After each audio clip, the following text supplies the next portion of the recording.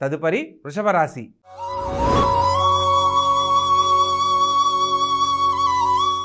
ఈ యొక్క వృషభ రాశి జాతకులను కనుక మనం పరిశీలించినట్లయితే లగ్న షష్టాధిపతి అయిన శుక్రుడు సప్తమ స్థానంలో సంచరిస్తున్న క్రమంలో ముఖ్యమైన విషయాలలో జీవిత భాగస్వామి సలహా మేరకు చేసే ప్రతిభలో కూడా శుభం చేకూరుతుంది. అదేవిధంగా తృతీయాధిపతి అయిన చంద్రుడు షష్టమ స్థానంలో సంచరిస్తున్న కారణంగా తల్లిగారి ఆరోగ్యం పట్ల శ్రద్ధ వహించాలి, తల్లిగారితో సత్సంబంధాలతో మెలగాలి, ముఖ్యమైన విషయాలలో ఆరోగ్యం విషయాల కడు జాగ్రత్తలు పాటించాలి. అదేవిధంగా పంచమ స్థానంలో కేతుగ్రహ సంచారం జరుగుతున్న కారణంగా సంతాన భాగ్యం కోసం ఎదురు చూస్తున్న వారు ఆరోగ్య విషయంలో కడు జాగ్రత్తలు తప్పనిసరిగా పాటించాలని సూచనగా తెలియజేయడం జరుగుతుంది. అదేవిధంగా సప్తమ స్థానంలో తృతీయాధిపతితో లగ్న షష్టాధిపతి కలిసి సంచరిస్తున్న కారణంగా కళ్యాణ భాగ్యం కోసం ఎదురు చూస్తున్న వారు కళ్యాణానికి సంబంధించిన శుభవార్తలు వింటారు. జీవిత భాగస్వామి ఇచ్చే సలహా మేరకు చేసే ప్రతిభలో కూడా శుభం చేకూరుతుందనేది తెలియజేయడం జరుగుతుంది. అష్టమ స్థానంలో రవి బుధులు మరియు కుజగ్రహ సంచారం జరుగుతున్న కారణంగా ధన సంబంధ రీత్యా కానీ నూతన వస్త్ర విక్రయాలకు సంబంధించి కానీ లేదా వ్యాపార సంస్థలకు సంబంధించి కానీ ఈ వారం అంత అనుకూలం కాదు అనేది సూచనగా తెలియజేయడం జరుగుతుంది. ముఖ్యమైన విషయాలలో పెద్దలతోటి ఎటువంటి వాగ్వివాదాలకు వెళ్ళకూడదన్న సత్యాన్ని కూడా తెలుసుకొని నడుచుకోవాలి.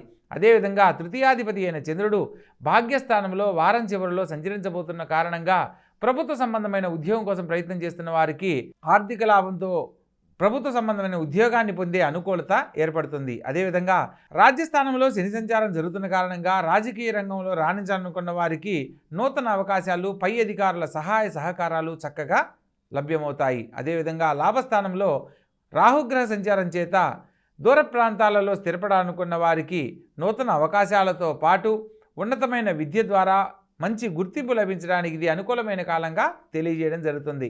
అదేవిధంగా వ్యయస్థానంలో అష్టమ లాభాధిపతి అయిన గురువు సంచరిస్తున్న కారణంగా ముఖ్యమైన పనుల్లో కాస్త జాప్యం తప్పనిసరి అన్న అంశాన్ని గమనించి గురుగ్రహానికి సంబంధించిన పరిహారాలను తప్పనిసరిగా ఆచరించాలి.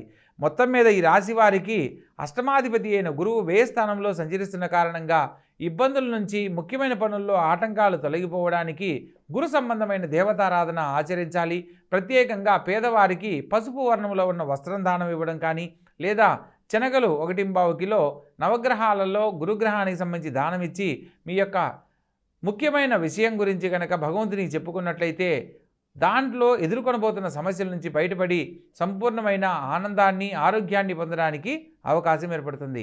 కాబట్టి తప్పనిసరిగా ఆచరించండి, ఆనందకరమైన జీవితంలో జీవించండి.